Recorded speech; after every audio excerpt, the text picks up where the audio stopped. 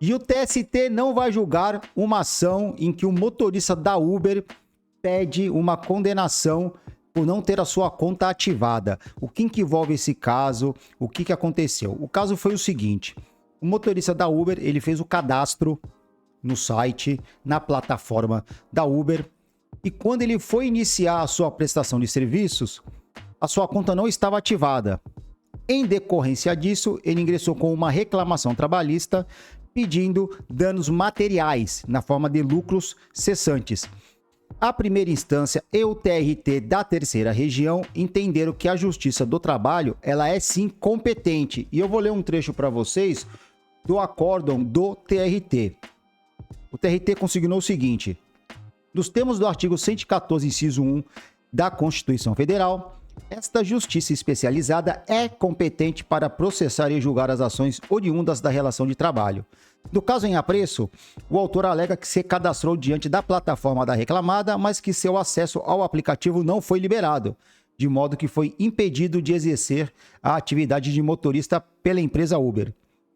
Como se vê da narrativa da exordial, não há dúvidas de que o pedido autoral advém da relação de trabalho, haja vista a tentativa frustrada do autor de prestar serviços através da plataforma Uber. Desse modo, em consonância com o posicionamento adotado na origem, entendo que a presente demanda aborda questões relativas à relação de trabalho, consoante o disposto no artigo 114, incisos 1, 6 e 9 da Constituição Federal. Portanto, a Justiça do Trabalho é competente para apreciação da matéria. Esse foi o entendimento tanto da primeira instância quanto do TRT da terceira região. E eu comungo desse entendimento. Eu já fiz vídeo aqui, eu fiz até uma live sobre a questão do esvaziamento da Justiça do Trabalho, em que houve um conflito de competência entre a Justiça do Trabalho e a Justiça Comum, e o STJ entendeu que a competência era da Justiça Comum para apreciar o mesmo caso, tá? Não ativação de cadastro do motorista da Uber, tá certo? Mas o TST, ele reformou essa decisão.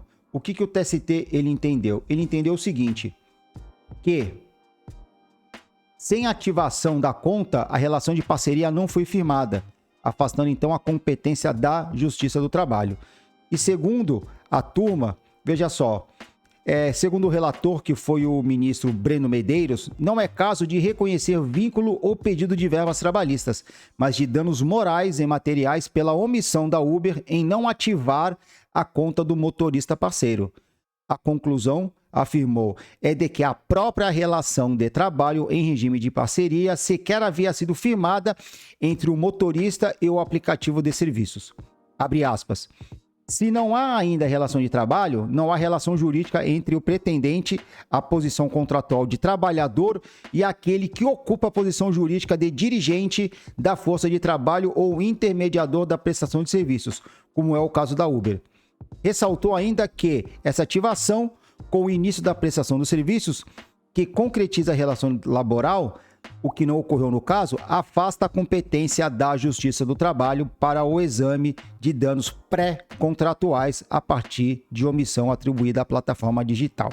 Neste contexto, compete à Justiça Comum o exame da ação, concluiu.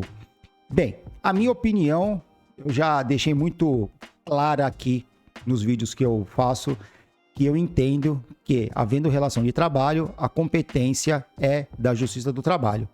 Neste caso, o TST entendeu que o simples fato da Uber não ativar o cadastro do motorista não é caso de relação de trabalho, porque não se formou a relação jurídica entre a empresa e o motorista. Eu não vou ficar discutindo muito sobre essa questão, porque, no meu entendimento, é o comungo do entendimento do TRT da terceira região. Eu entendo que sim, é competência da Justiça do Trabalho, porque a partir do momento que o motorista ele se cadastrou e houve a confirmação de que ele preenchia todos os requisitos, estava apto a prestar os serviços, não há razão para que, no caso de não ativação do cadastro, ele não possa pleitear nenhum tipo de dano na Justiça do Trabalho. Então eu entendo que sim, é competência da Justiça do Trabalho, porque houve uma fase pré-contratual. Tá. Então é a mesma coisa naquele caso que a pessoa vai na empresa, ela assina os documentos, ela assina o contrato e ela não é chamada para contratar, ela é demitida. É que nesse caso não houve demissão, tá? Mas eu entendo que houve uma falha nessa questão da prestação do serviço, não, desculpa. Houve uma falha na ativação do motorista para ele poder prestar os seus serviços. Então eu entendo que isso aí já é o suficiente para que a Justiça do Trabalho seja competente para analisar essa situação. Mas aqui o TST, através da 5ª turma, entendeu que não, a Justiça do Trabalho ela não é competente. Então deslocou o processo para a Justiça Comum apreciar essa situação de não ativação do cadastro e também averiguar, constatar se há ou não danos materiais, danos morais e os danos materiais na forma de lucros cessantes. Perfeito? Acho importante trazer essa notícia para vocês. É uma notícia que já dá mais ou menos um indício de algumas decisões do TST com relação aos motoristas da Uber.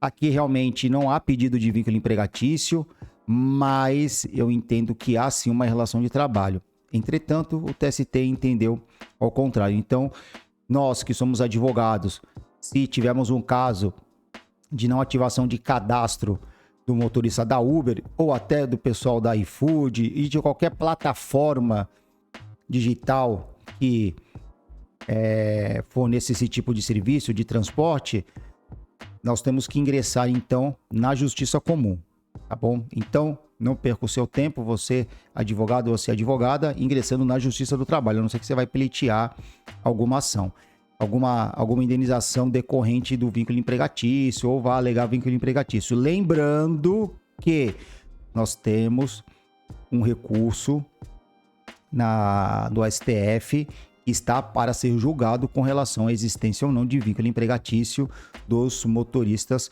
com a Uber. Perfeito? Então, hoje eu queria trazer para vocês essa notícia. Vou deixar no final da descrição desse vídeo o número do processo no TST,